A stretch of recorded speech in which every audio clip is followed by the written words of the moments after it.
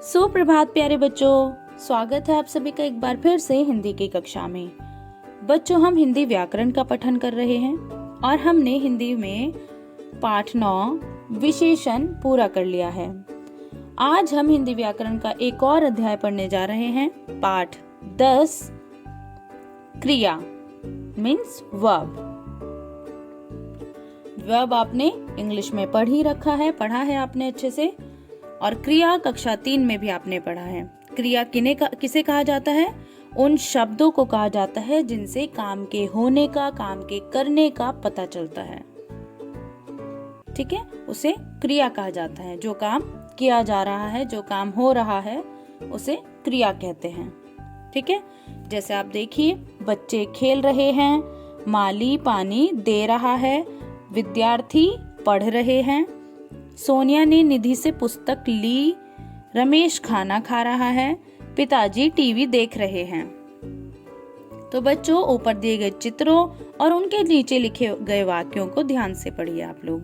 ठीक है, इन वाक्यों में दिए गए रंगीन शब्दों को पढ़ने से हमें पता चलता है कि कोई काम हो रहा है, जैसे खेलना, देना, पढ़ना, पुस्तक लेना, खाना, देखना आदि।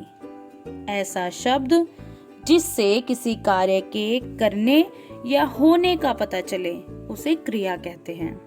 और परिभाषा क्या है क्रिया की? ऐसे शब्द जिनसे किसी काम के होने या करने का पता चलता है, उन्हें क्रिया कहते हैं।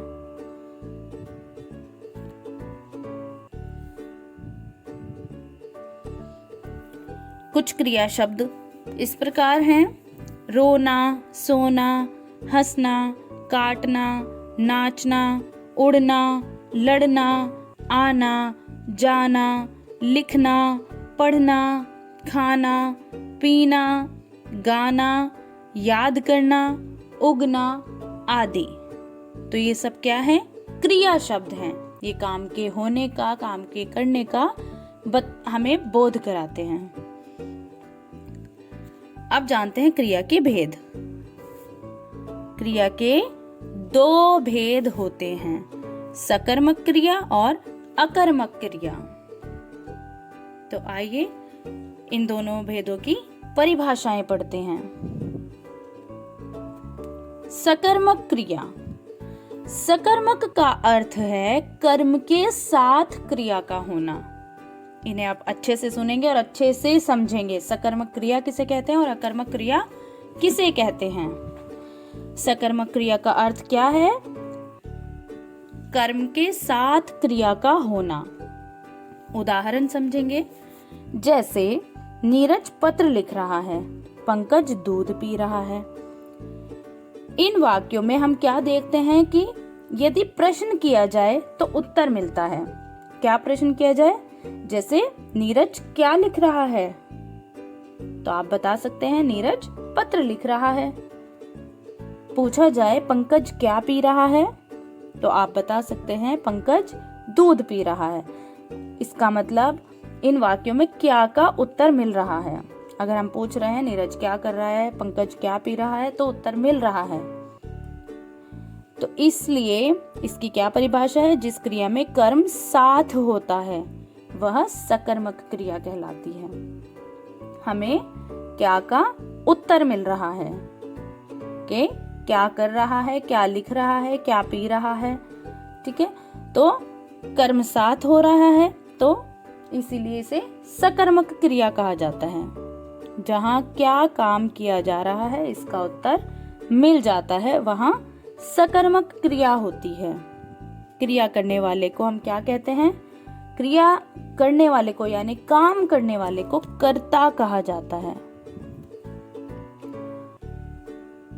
जो काम कर्ता करता है, यानी कर्ता जिस काम को कर रहा है, उसे कर्म कहते हैं।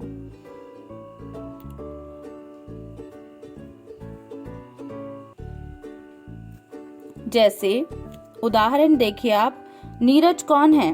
नीरज पत्र लिख रहा है। नीरज काम कर रहा है, इसलिए नीरज है कर्ता। क्या कर रहा है? लिख रहा है। क्रिया क्या लिख रहा है? जो काम कर्ता कर रहा है उसे कर्म कहते हैं। ठीक है, तो नीरज करता हुआ, पत्र कर्म हुआ और लिख रहा है क्रिया हुआ। ठीक है, लिखने का काम किया जा रहा है। और क्या लिखने का काम किया जा रहा है? पत्र लिखने का काम किया जा रहा है। कौन लिख रहा है पत्र? नीरज। तो नीरज करता है, पत्र कर्म है और लिख रहा है क्रिया है। अगला वाक्य जो हमारा था, पंकज दूध पी रहा है। इस वाक्य में क्रिया कौन कर रहा है? पंकज। तो पंकज करता है। क्या पी रहा है? दूध। तो पंकज दूध पी रहा है, इसलिए दूध कर्म है। पंकज क्रिया कर रहा है। ठीक है, लेकिन क्या क्रिया कर रहा है? क्या पी रहा है? दूध पी रहा है, कर्म। और क्या क्रिया की?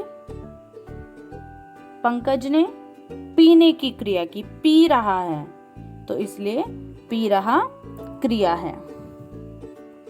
ठीक है, वाक्य में पंकज करता है, दूध कर्म है और पी रहा क्रिया है। अब हम पढ़ेंगे अकर्मक क्रिया।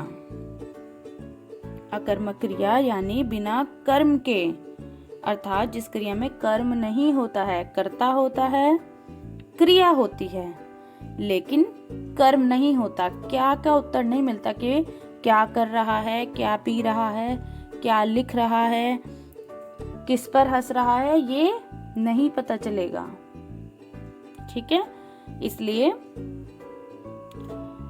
जब बिना कर्म के क्रिया है, ठीक है, अर्थात जिस क्रिया में कर्म नहीं होता, उसे हम अकर्मक क्रिया कहते हैं। उदाहरण है, मोहन लिख रहा है, कृष्ण हंस रहा है। मोहन लिख रहा है, लेकिन क्या लिख रहा है? कविता लिख रहा है, शब्दार्थ लिख रहा है, प्रश्न उत्तर लिख रहा है, निबंध लिख रहा है, पत्र लिख रहा है। क्या लिख रहा है? नहीं पता, कर्म नहीं है इसमें, तो ये अकर्मक क्रिया हो गया।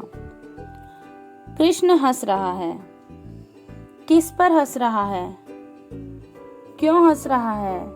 नहीं पता, तो कृष्ण करता है और हंस रहा है क्रिया है, लेकिन कर्म नहीं है। तो इन वाक्यों में केवल कर्ता और क्रिया का प्रयोग किया जा रहा है, यहाँ कर्म नहीं है, इसलिए ये अकर्मक क्रिया है। मोहन लिख रहा है, कृष्ण हंस रहा है। परिभाषा है अकर्मक क्रिया की, जिस क्रिया में कर्म नहीं होता वह अकर्मक क्रिया कहलाती है। जहाँ क्या काम किया जा रहा है का उत्तर नहीं मिलता, वहाँ अकर्मक क्रिया होती है। जैसे मोहन करता है, लिख रहा क्रिया है, लेकिन क्या लिख रहा है? कोई उत्तर नहीं है। कृष्ण करता है, हंस रहा क्रिया है, जो कि मैंने आपको समझाया। क्यों हंस रहा है, किस पर हंस रहा है? कोई उत्तर नहीं है। तो इस क्रिया में क्या के बजाय कौन का उत्तर मिलता है। कौन लिख रहा है, कौन हंस रहा है।